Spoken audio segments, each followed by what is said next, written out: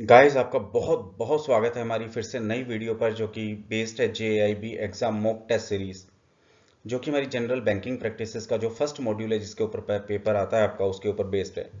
तो लीजिए शुरुआत करते हैं हमारे पास सेकंड मॉक टेस्ट की। पहला क्वेश्चन है, which of the following is are the stages of the product life cycle. तो देखिए, प्रोडक्ट का लाइफ साइकिल होता है, उसकी स्टेजेस क्या होती है। तो इसमें ऑप्शन है हमारे पास इंट्रोडक्शन, ग्रोथ एंड मैच्योरिटी। अब देखिए इसके आंसर्स के ऑप्शन है only A and only 1 and 2, B only 1 and 3, only 2 and 3, 1 2 and 3। तो देखिए प्रोडक्ट का अगर हमने यहाँ डायग्राम देखते हैं तो चार स्टेजेस होती है प्रोडक्ट की। पहला प्रोडक्ट का इंट्रोडक्शन होता है, फिर उसकी ग्रोथ, फिर मैच्योरिटी एंड देन डिक्लाइन। तो आप देखेंगे इसमें इंट्रोडक्शन, ग्रोथ, मैच्योरिटी तीनों ऑप्शन इसमें दिए हुए हैं। तो हमारे पास इसका आंसर हो गया D, first, second and third.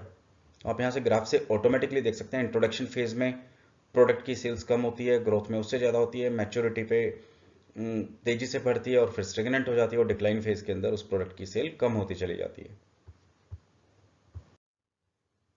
हमारे पास नेक्स्ट क्वेश्चन है, your branch receives A garnishee order in the name of your customer mister Trivedi who has the following deposit accounts with your branch, which of this can be attached under his this garnishee order. तो देखिए garnishee order पहले समझते हैं होता क्या है।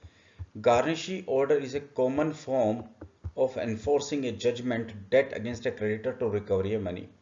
इसका मतलब होता है कि कोई आपका अकाउंट होल्डर है, उसके अगेंस्ट में कोई रिकवरी के लिए एक जजमेंट पास हो जाता है, कोई डेट की रिकवरी के लिए अगेंस्ट ए क्रेडिटर। तो बैंक को उसके अंदर उसका अकाउंट अटैच करना पड़ता है। तो ये केसेस दिए हुए हैं कि किस किस केस में वो अटैच कर सकते हैं। अटैच का मतलब होता है जहां से अटैचमेंट कर सकते हैं और उसके बाद उसकी रिकवरी की जा सकती है। तो देखिए पहला ऑप्शन है Trivedi executor of Ashok Kumar diseased. देखिए ये आंसर सही नहीं हो सकता। इस केस में त्रिवेदी जो एग्जीक्यूटर है जो अशोक कुमार का, जो कि ऑलरेडी डिजीज्ड है, तो त्रिवेदी की वो पर्सनल फंड्स नहीं है, वो ही इज एन एग्जीक्यूटर। तो ये अप्लीकेबल नहीं होगा। Joint savings account bank with his wife, ये भी अप्लीकेबल नहीं है, because that is a joint account that is combined with his wife, तो इसको भी अटैच नहीं किया जा सकता under garnishee order.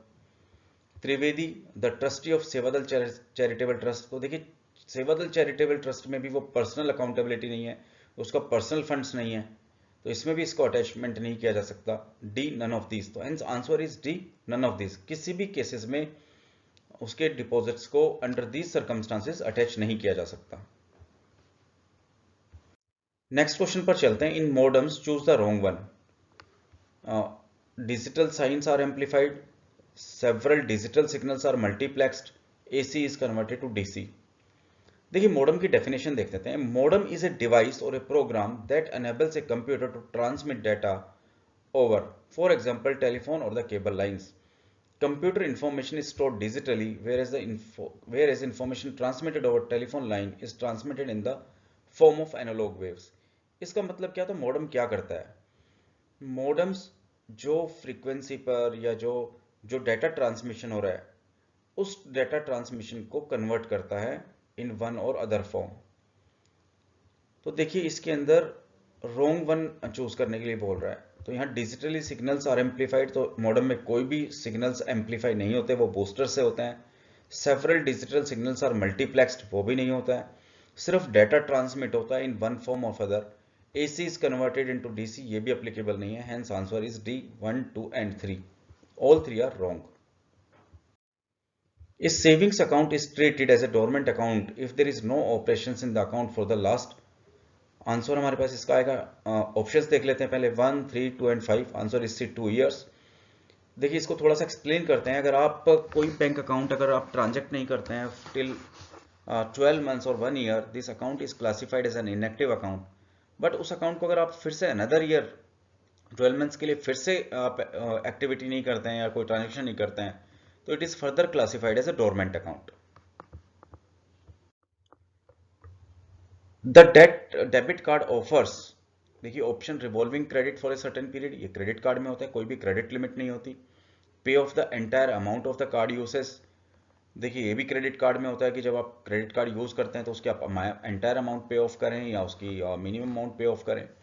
Online recover of amount of the card usage, तो डेबिट कार्ड यही होता है कि ऑनलाइन रिकवर, जैसे ही आप डेबिट कार्ड यूज करते हैं तो आपका ऑनलाइन रिकवर जो आपके अकाउंट में वो सारी उस रिकवरी की उस अमाउंट को यूज हो जाता है उसी समय। D, all of the above. तो हमारे पास आंसर हुआ इसका सी, online recover of amount of the card uses. What relationship is created when the bank collects a check in clearing? देखिए इसके में है कि जब हमने किसी, अगर हम बैंक हैं और बैंक में किसी कस्टमर का चेक क्लियरिंग के लिए गया है तो वो उस रिलेशनशिप को क्या बोलते हैं? ऑप्शन हमारे पास a holder of for the value, clearing member and principal, agent and principal, collecting banker and holder. Answer is D, collecting banker and holder. Holder हम यहाँ बैंक अकाउंट होल्डर्स को बोल रहे हैं because is an bank account holder, और bank उसका cheque clearing में भेज रहा है तो उसके बिहाफ पे पैसा कलेक्ट करवा रहा है, इसीलिए उसको हम बोलते हैं collecting banker. Fund based credit facility include, देखिए इसका मतलब हुआ कि फंड बेस्ड क्रेडिट फैसिलिटी को समझना बहुत जरूरी है। तो इसकी सबसे पहले डेफिनेशन देखिए, fund based finance in banks in different forms, facilities like overdraft, cash credit, bill finance, demand loans, term loan, etc., wherein immediate flow of funds available to the borrowers are called the fund-based facility. Fund-based facility का मतलब हुआ जहां पर bank customers को funds की availability कराए। अब देखिए उसमें ऑप्शन हमारे पास term loan for acquisition of fixed assets, yes this is term based. Cash credit facility, this is also fund based because इसमें भी कैश और कस्टमर के अकाउंट में पैसा क्रेडिट होता है। बिल परचेज फैसिलिटीज, बिल जब परचेज होता है तो उसमें भी फंड्स की अवेलेबिलिटी करते हैं कस्टमर्स को बैंकर, इसलिए इसका आंसर हो गया हमारे पास all three option 1, 2 and 3, hence answer is D. हमारा नेक्स्ट क्वेश्चन है मर्चेंट बैंकर्स आर, इसकी डेफिनेशन देखिए मर्चेंट बैंकर्स क्या होते हैं। Merchant banker refers to a financial institution that conducts underwriting, ऐसे फाइनेंशियल इंस्टीट्यूशन जो ये सर्विसेज देते हैं, कौन कौन सी? अंडरराइटिंग की, लोन सर्विसेज की, फाइनेंशियल एडवाइजिंग की, फंड रेजिंग की, and for high net worth individuals. Merchant banks are expert in international trades, which makes them specialist in dealing with multinational corporation. Unlike retail or commercial bank, merchant banks do not provide financial services to the general public. तो देखिए some of the largest merchant bank in world includes JP Morgan Chase, Goldman Sachs and Citigroup. अब हम देखें merchant bankers are A. Financial brokers, B. Financial intermediaries, C. Credit appraisers, D. Underwriters. तो आप देखिए financial intermediaries होती है जो corporate financial institutions को फैसिलिटीज प्रोवाइड करती हैं। The forfaiter is an intermediary between, तो देखिए इसमें फॉरफिटर की डेफिनेशन समझते हैं। फॉरफिटर क्या होता है? जो एक्सपोर्टर और इंपोर्टर होता है उसके बीच की एक कड़ी होती है, वो ब्रीज करता है उसको, गैप को। तो देखिए forfeiture is a means of financing that enables exporter to receive immediate cash by selling their medium and long-term receivables. The amount an importer owes the exporter at a discount through an intermediary. The exporter eliminates risk by making the sale without recourse. It has no liability regarding the importer's possible default on the receivable. इसका मतलब क्या हुआ? एक export कर रहा है, मान लीजिए कोई हमारा यहाँ पे कंपनी है इंडिया में जो एक्सपोर्ट करती है, let us suppose to the country Japan. अब यहाँ से जब एक्सपोर्ट करेगा तो उसको हमेशा रिस्क रहती है पेमेंट आने की, कि जापान से जब उसको डिलीवरी हो जाएगी प्रोडक्ट्स की तो वहाँ से पेमेंट आएगी कि नहीं आएगी। तो फॉरफिटियर क्या करता है? उसके सामान के अगेंस्ट, उसके एक्सपोर्ट के अगेंस्ट उसको एक डिस्काउंट पर पैसा दे देता है। तो मान लीजिए उसने 1 करोड़ का सामान बेचा, तो मान लीजिए उसने 10% मार्जिन रखा, तो वो एक्सपोर्टर को क्या करेगा? वो 90 लाख रुपीस अपनी तरफ से दे देगा, और जब वहां से जापान से जब पूरी पेमेंट आएगी या जो इंपोर्टर के कंट्री से आएगी तो वो अपनी पूरी पेमेंट ले लेगा। तो एक तरह से वो रिस्क ब्रीज कर देता है एक्सपोर्टर का, अगर कोई डिफॉल्ट हो जाता है तो, बिकॉज इसमें फिर एक्सपोर्टर की कोई गारंटी नहीं होती, और फॉरफिटर एक तरह से कमीशन या उस पर बीच में जो इनकम होती है उस पर काम करते हैं। अब देखिए इसमें ऑप्शंस क्या हैं? Exporters bank and importers, importer bank and exporters, importer and exporter and his bank and importer and his bank। तो देखिए इसमें आंसर हुआ सी, बिकॉज ये किसके बीच में ब्रिज करता है? इंपोर्टर एंड एक्सपोर्टर के बीच का ब्रिज हुआ। नेक्स्ट क्वेश्चन है हमारा, monetary policy committee of India comprises of how many members and how many are them from RBI and how many are nominated by government. तो देखिए monetary policy committee of India में 6 member होते हैं, उसमें 3 RBI appointed होते हैं और 3 nominated by the government. तो हमारे पास इसका आंसर हो गया बी, 6 टोटल कमेटी मेंबर्स होते हैं जिसमें नॉमिनेटेड बाय गवर्नमेंट इज 3 और 3 जो है are elected by RBI, hence answer is B. Which of the following is a benefit of a strategic alliance? देखिए, जब भी किसी कंपनीज का या कोई भी आपस में स्ट्रेटेजिक अलायंस होता है तो उसका क्या बेनिफिट होता है। अब इसके आंसर्स देखिए आप। Option A, ability to bring together the complementary skills and assets that's neither company could easily develop on its own. तो एक कंपनी है जो अपने आप से कोई डेवलप नहीं कर सकती, कोई असेट्स, कोई स्किल्स, तो उसको उसको साथ में लाने के लिए स्ट्रेटेजिक अलायंस किया जा सकता है। Providing added value to the customer, जैसे value addition.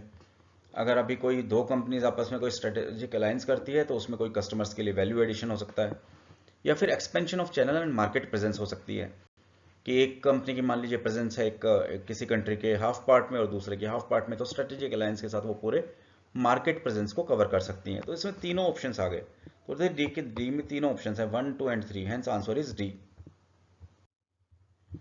Banking means acceptance of for the purpose of lending under section of banking regulation act। तो देखिए डेफिनेशन है बैंकिंग का क्या मतलब है, तो इसका डेफिनेशन ही देख लीजिए। As per section 5B of banking regulation act 1949, banking means accepting for the purpose of lending or investment of deposit of the money from the public repayable on demand or otherwise and withdrawable by check, draft order or otherwise। तो देखिए company deposit लेती है और investments लेती है, ये under section 5B में defined है, under banking regulation act 1949। Next question है, National Payment Corporation of India NCPI is promoted by SEBI, RBI, GOI, major public and private sector bank. तो देखिए इसका आंसर है बी, आरबीआई। इसका थोड़ा example पढ़ लेते हैं। The national Payment Corporation of India NPCI serves as an umbrella body for the operation of retail payments in India. This organization was established by Reserve Bank of India along with the Indian Bank Association. NPCI was incorporated in December 2008 and was centrally promoted by the Reserve Bank of India. Certificate of commencement of business was issued in April 2009. Which of the following is not the common objective pursued by firms for the short term? देखिए तो short term में से answer देखिए, profit optimization, profit maximization, minimum return on sales turnover, fast turn around और early cash recovery. तो देखिए इसका answer है प्रॉफिट ऑप्टिमाइजेशन। जब भी कोई कंपनी शॉर्ट टर्म में करती है तो प्रॉफिट ऑप्टिमाइजेशन नहीं करती, बिकॉज प्रॉफिट ऑप्टिमाइजेशन के लिए एक बहुत लॉन्ग टर्म स्ट्रेटेजी की रिक्वायरमेंट होती है। प्रॉफिट मैक्सिमाइजेशन शॉर्ट टर्म में किया जा सकता है to change the strategies. Minimum return on sales turnover ये भी किया जा सकता है, फास्ट टर्न अराउंड और अर्ली कैश रिकवरी ये भी किया जा सकता है।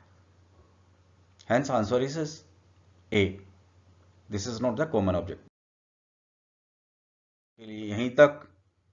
हमारी वीडियोस को लाइक करते रहिए, सब्सक्राइब करते रहिए। ये वीडियोस बहुत ही यूजफुल हैं और हम आपके पास लाते रहेंगे JIB की सभी मॉक टेस्ट सीरीज, जिससे आप ये एग्जाम बहुत इजीली क्लियर कर पाएंगे। तो guys, many thanks to you for watching this video. Have a nice day.